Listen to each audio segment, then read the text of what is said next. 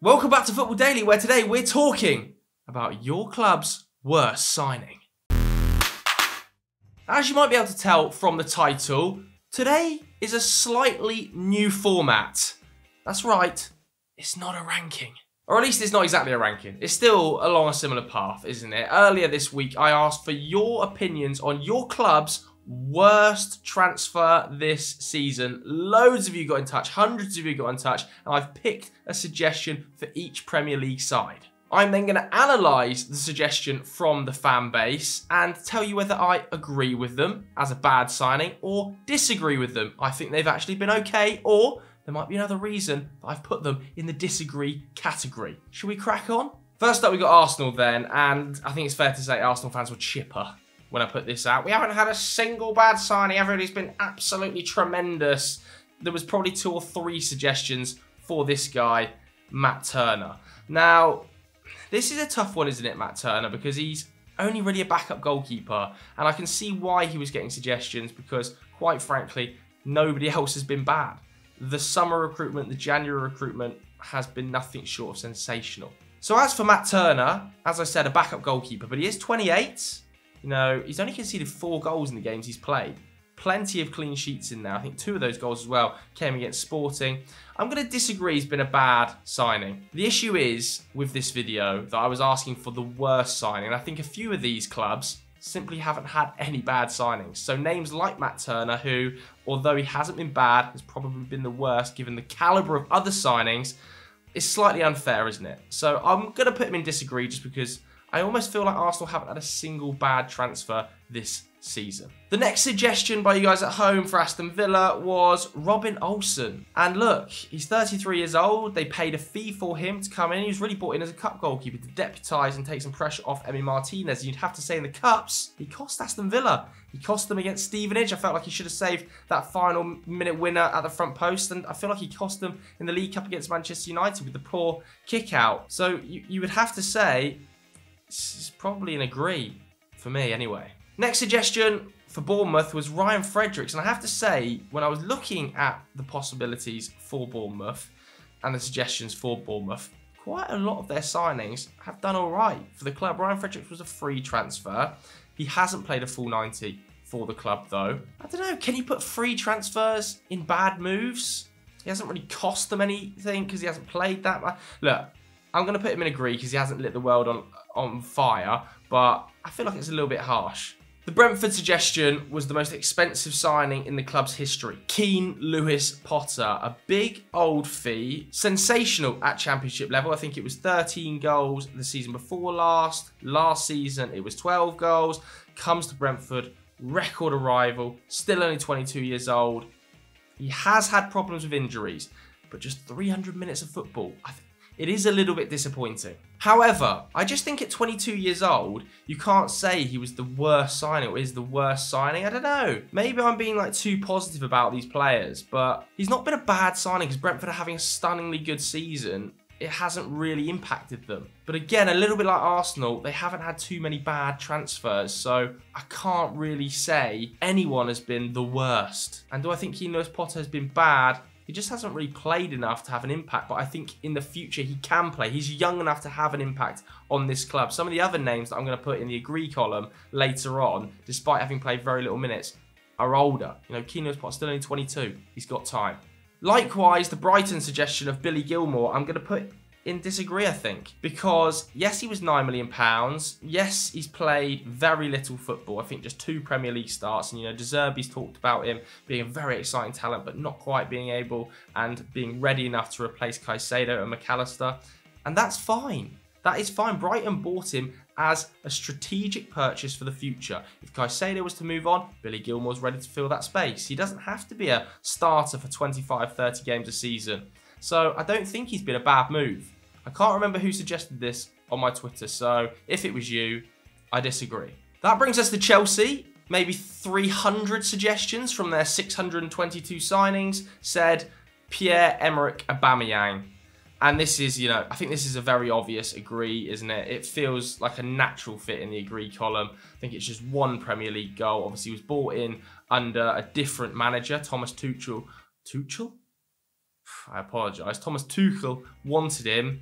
He hasn't worked there. Potter hasn't been able to get the best out of him. They paid a significant fee for him. He's at an age that's very difficult to shift. He's on a long contract. For me, this is a disastrous signing. So yes, absolutely one of the worst moves of the season. For Crystal Palace, the suggestion, I think there was only one, come on Palace fans, up the ante, was for Sam Johnston. I'm going to disagree again. He was a free transfer, but as a backup goalkeeper, unlike Robin Olsen, he hasn't had stinkers to knock teams out of tournaments. You know, I think he's kept 2 clean sheets in his 2 League Cup appearances. He ended up losing on penalties, was it, to Newcastle?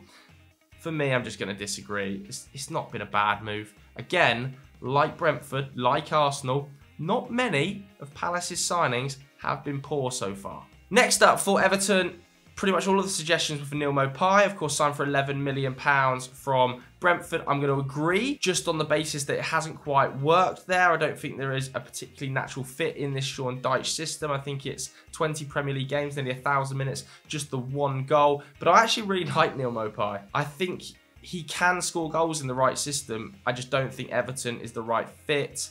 And it wasn't an insignificant amount of money either, was it? I think it was over £10 million. So yeah, I'd have to agree with that one. Likewise, Babu at Fulham. I mean, he's already gone out the door, gone to Servette on loan. Obviously, that's not how you pronounce it. Sorry to any Swiss people. Servette, I'm guessing, something like that. But it didn't work there at all, on any level.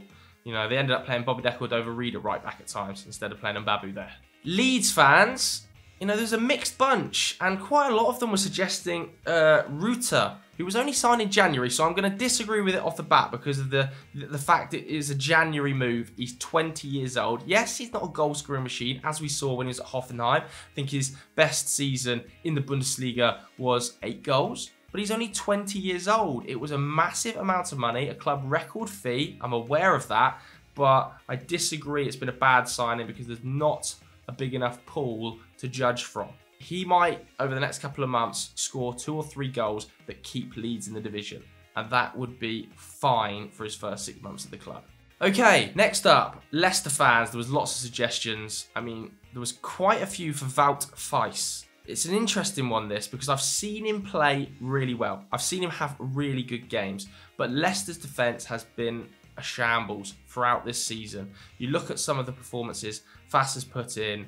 You know, I think to Chelsea, I think to Newcastle, I think to Liverpool where he scored the 2 own goals, I think to Manchester United at Old Trafford. When he's played the better sides, he's generally struggled. He's an extremely combative defender, hasn't quite found that partnership with Harry Souttar, who is more of a reserve defender. Given he's 24, I think it has been a disappointing first season. They've conceded the 3rd most goals in the league. The defence hasn't been good enough, and I think he is a reason for that. Not the reason, a reason.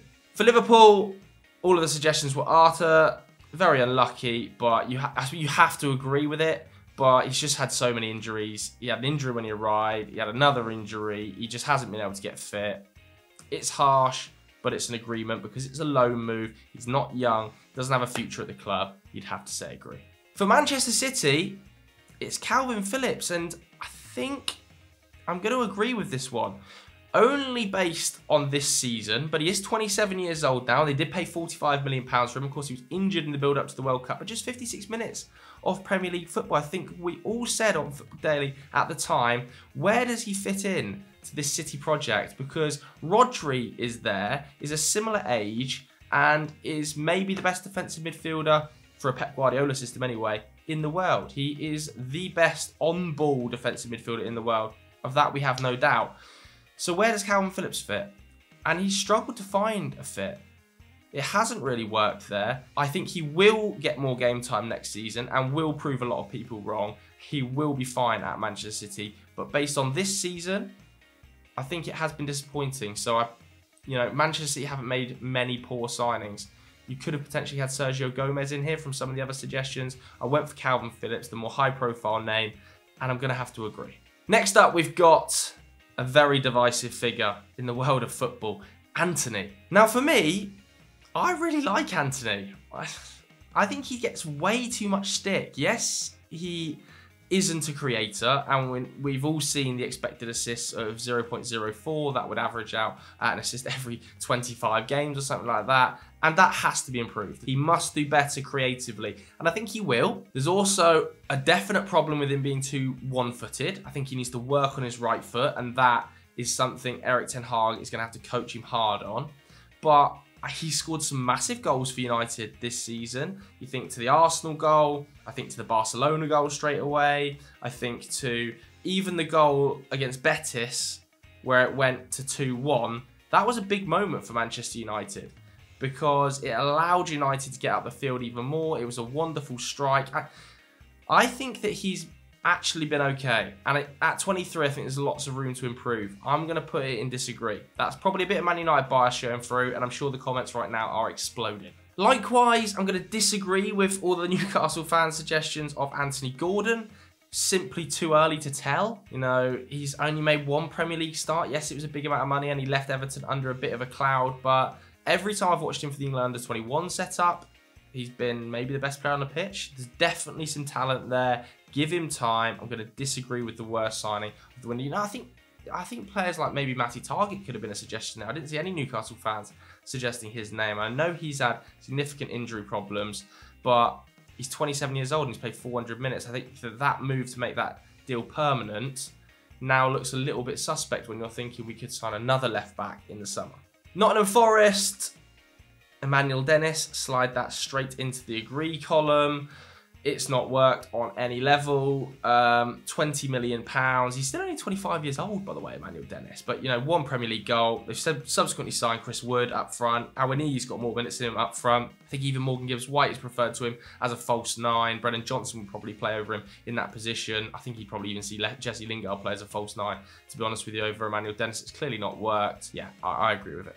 I'm going to have to start overlapping some players here because for Southampton, every Southampton fan suggestion, Nathan Jones. I mean, where can I put him? I'm just going to slot him down there. But yeah, wow, that was so bad. 14 games, I think he was in charge for. Pretty much an utter disaster start to finish. Press conferences were an amazing watch, but not for any of the good reasons that you would expect. It didn't work. I'm sure he's going to find another job back in management in the Championship. He's got a proven track record down there, especially with clubs operating on small budgets. But as soon as he went to Luton, it felt like a bad fit at the time, and it proved out to be that. So I'm definitely agreeing. Next up for Tottenham, I mean, there was a mixed bunch. I remember, you know, Tottenham fans saying that they won the window at the start of this season. I remember sitting down and doing We Need to Talk with Gary Neville and Jamie Carragher. In fact, I'm going to play a clip of it now. Tottenham.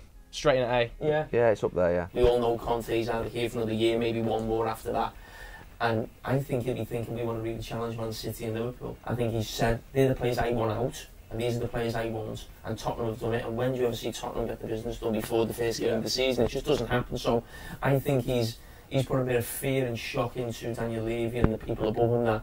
As you can see, everybody was very positive about Tottenham's window. And now you look at it, maybe the best signing's been Fraser Forster. I mean, Perisic has got quite a few assists, but subsequently to the World Cup, he's just been all over the place. The most suggested name, though, by Tottenham fans was Jed Spence. And I think that's less a comment on Jed Spence as a player, because we all can see Jed Spence is a good footballer. More a comment on the signing and whose idea it was to try and fit him in.